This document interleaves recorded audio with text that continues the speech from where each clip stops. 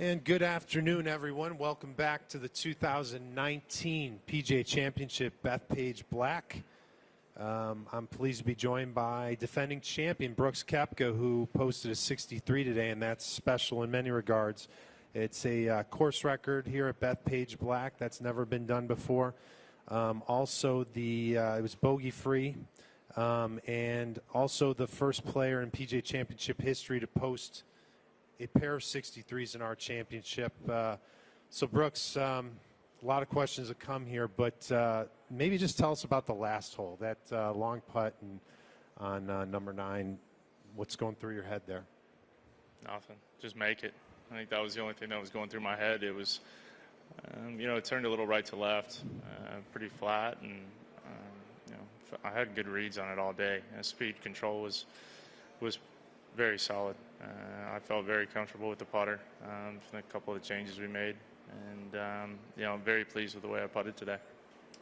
Quickly, let's ask you about what you might anticipate in the afternoon today. Is things are going to dry out a little bit for the rest of the field? Will the added distance in the fairway help them, or will the greens getting a little faster hinder them? Do you anticipate people being able to score today? Yeah, I think it's out there. The only thing you have to do is hit fairways. If you're going to hit fairways, you're going to be able to hit the greens and get the ball close to the hole. Obviously my length is an advantage here, but the one thing I didn't do was take care of the par 5s. I didn't birdie in the par 5s, so you can definitely shoot a number. Some of these co-locations I think are quite gettable. I wouldn't be surprised if you see another good score in the afternoon. Okay, let's hit the floor for some questions. Let's start straight on here. Number 1, please. Brooks, yesterday you had a great answer of why you don't fear people on the course, but do you think anyone may be now intimidated by what you've been doing over the last few months, few years? I don't know. You'd have to ask them. I don't know. Sorry? Yeah. Doesn't matter to me. I'm there to do one job, and that's play a good round of golf, and it doesn't bother me too much what anybody else thinks. Let's go over to the left, number 3, Tom. Brooks, Tiger said after the round he thought 63 was about the highest you could have scored today, given how you played. You nod. Why? Well, I didn't take care of the par 5s. Didn't birdie in the par 5s. That was disappointing because I feel like, if those are holes you should be able to birdie. You definitely can reach, 4, and just hit a bad drive there. And then 13, I can get there too. I just hit it in the bunker. And then, the second hole of the day, my 11th hole, I missed about a 5-footer. That'd have been nice to shoot 60. I guess that would have been pretty good. Far right, bottom right-hand corner, number 2. What was your best shot out of the rough today? Because you hit quite a few of them, good ones. Yeah, I would say the one on 15 was probably the best one, just because the hole's so uphill. Luckily enough, it was kind of trampled down a little bit where the fans were. But, it still wasn't a good lie by any means. But just to get that ball up and onto the same shelf as the pin was on, because that front little corner, the left-hand corner of the green, you got to go up over that ridge, and that's an extremely slow putt. But to get it, 15 feet short of the hole and get 4 there was probably the best one of the day. Straight up 1, please. Brooks, I know it's only the first round, but how important, with all the hype surrounding Tiger winning the Masters, how important was it for you to make a statement today? You obviously did make the statement, but how important was it for you to show today that you really are, the guy to look at in this conversation also? It's not just a one-way street. I felt like I won this last year. I'm playing good. It was great that Tiger won Augusta, but, we're at a new week now. So, I just got to go out there and focus on me. I'm not really concerned about what's going on. You know what you're going to get when you play with him. Obviously everybody in New York is going to be cheering for him. It's going to be loud, especially if he makes a putt. You just got to keep battling and find a way to get through it. Far left 3, please. Brooks, can you talk about how the course played today versus your previous rounds out there? And do you think that it lent itself to a round like you put up today? And we'll see this in the tournament moving forward? I mean, obviously it lent it up. I mean, I was able to do it. So, you know, I don't know. It all kind of depends. They can move some of these tee boxes back a little bit. They can move 12 back where some of the guys can't carry the bunker. You know, even 7 was moved up for us. So they can definitely add probably about 100 yards in length to this golf course. It kind of all depends on the wind direction. I think it would have been a bit excessive today if they had those tees all the way back, but you never know what's going to come. Straight up 1. Brooks, you spent a lot of time on 4, both dealing with the shot off the tee, your second shot, and then up at the green looking at the lie. What was going on with those 2 different shots? What were the dilemmas for you there? Well, I hit it in the fescue or whatever you want to call it, and it just wasn't. It's not where you want to be. I knew the ball was gonna shut it down the club face and kind of squirt it left, and I picked out a spot that was on the very right side of the fairway, and just tried to hit it there, knowing it was going to turn it down a little bit, and if it didn't, then it still had a chance to be in the fairway. And then when I hit it up by the bunker and ended up on a downslope and side slope, all kind of in one, and as I was there, the ball started to. It was a great lie for how bad the lie was, being there, but then the ball started moving. So we just had to call an official over and make sure that, I didn't do anything to move it. But, I wish I would have just rolled another couple inches into that bunker. It would have made that whole lot easier. Straight down to mark 1, please. Brooks, I just wonder, in this stretch that you're on right now, have you ever felt more confident? And what can you describe your confidence level right now as you step to a first tee, today? And just where you're at with your head and your game right now? Yeah, I mean, obviously it's never been this confident. I think, I'm still learning, understanding my game, and I've figured it out. And I think over the next, few years, I'm excited for what's to come. I understand a lot more about my misses, where to hit it, and, major championships, I just suck it up. And, you don't always have to aim at the flag like you do in regular events. And sometimes it's just about how few bogeys and doubles you make this week. Follow up. Just a quick follow. It's kind of an axiom to some degree in golf how difficult it is to follow up a great round like today with the next day. Can you talk about that dynamic, and is that something you'll think about tonight, or do you just do the same thing you did last night and this morning? I mean, do you find it difficult to back something up like a day like today? It's a whole new day. I mean, they say that, but plenty of people have followed it up with a good round. I mean, tomorrow's a whole new day, so get out here and, stick to my normal routine and then go from there. But, I'm excited about tomorrow. Let's go to 2, then 3, please. 2. Brooks, what would you say was the defining shot of the round for you today? It's a good one. I don't know. There's a few of them that were pretty good. I mean, maybe number 10, the putt on number 10, to get off to that good of a start. It's not a birdie hole. I think we had 195 into the breeze, a little chilly, and tried to hit 5-iron and missed it in a good spot, right where I was looking. And, from there, when you roll that putt in, because I hit it a bit hard, it was probably going about 8-9 feet by.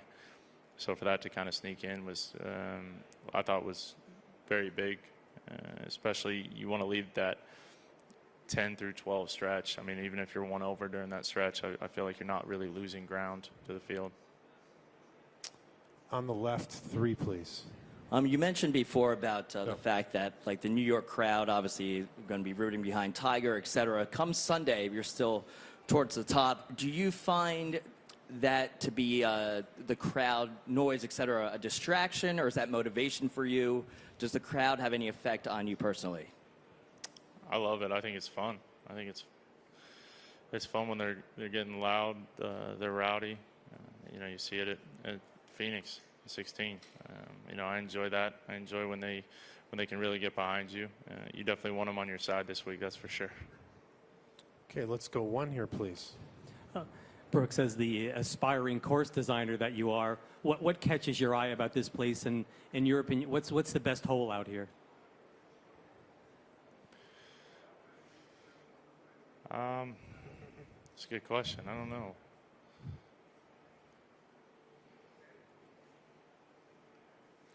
Yeah, I don't know. I don't know what would be my favorite hole. All 7 of them that I birdied today? I go with that.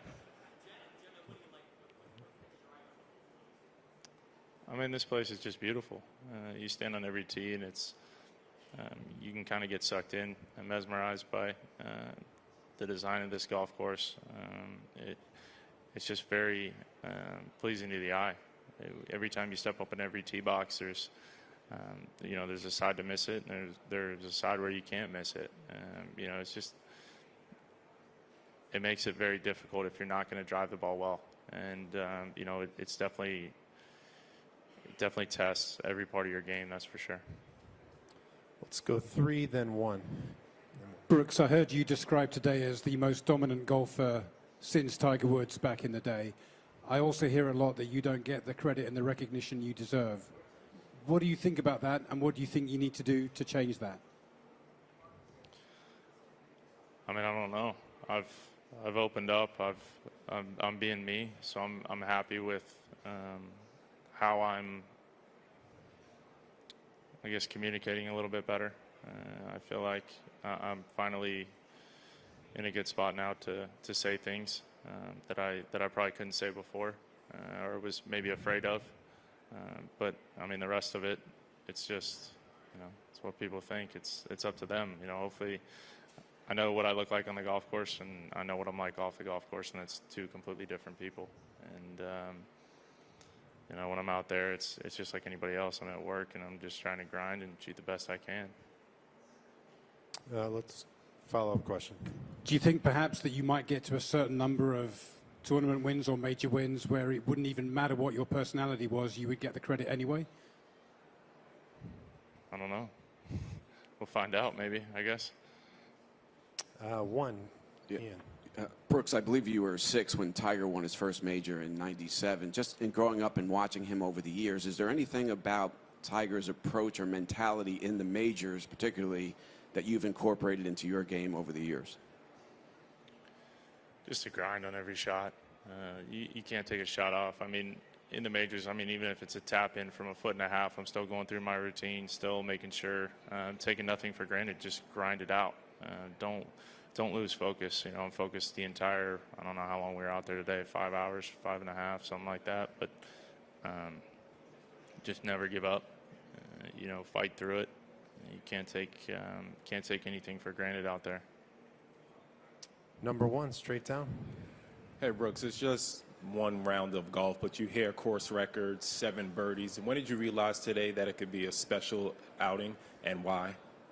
Just on number 10. When that putt went in on number 10, that was kind of the momentum that kind of set me.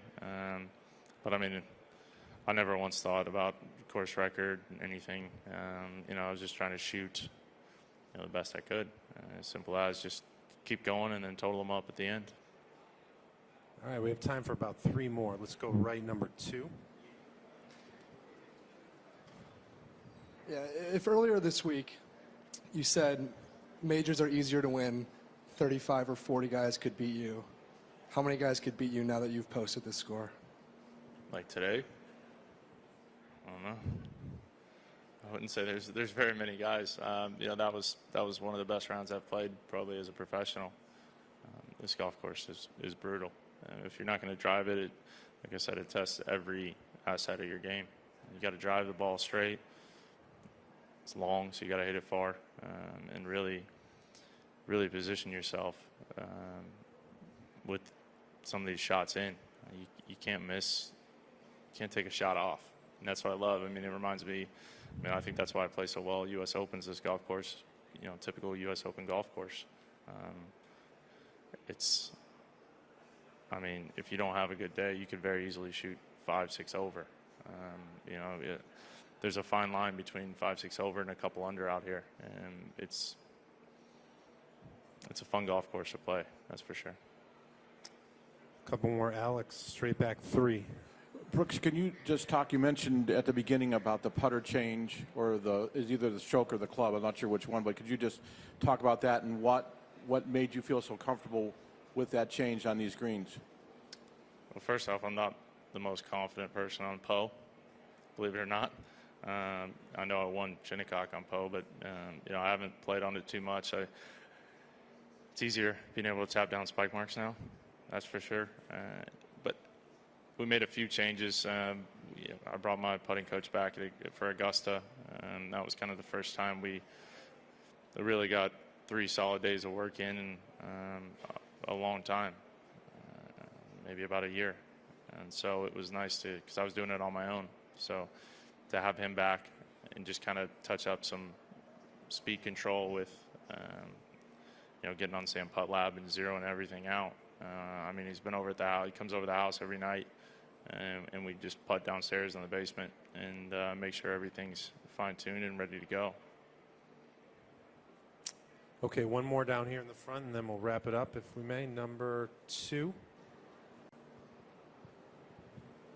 Brooks, I know you made it clear that you're just focused on going as low as you can, but when you're extending the lead the way you did over the field today, do you think about the importance of that and how much pressure it puts on everybody else and increasing their degree of difficulty pursuing you?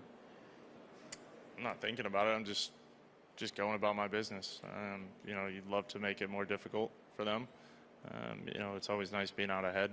And I don't think it's happened to me that often where, I've got a 3-4 shot lead over the field as of right now. But, that's, you take a hole off, it could change very quickly out here. So you just got to keep the pedal down.